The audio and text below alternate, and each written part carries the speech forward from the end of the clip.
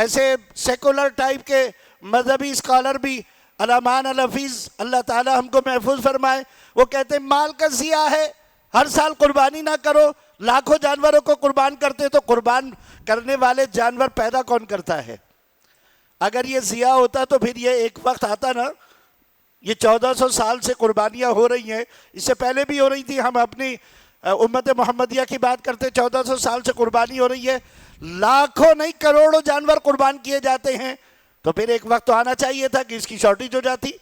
लेकिन हर साल आपको मंडियों के अंदर जानवर नजर आते हैं, तो वो पैदा करने वाला उसमें बरकत भी डाल देता है। तो फरमाया कि ये जो कुर्बानी है ये तुम्हारे बाप इब्राहिम अलैहिस्सलाम की सुन्नत है। अब पूछा गया इसमें हमारे लिए क्या है? फरमाया तुम जो जानवर कुर्बान करते हो इसके हर बाल के बदले में अल्लाह तुम्हें एक एक नेकी अता फरमाता है।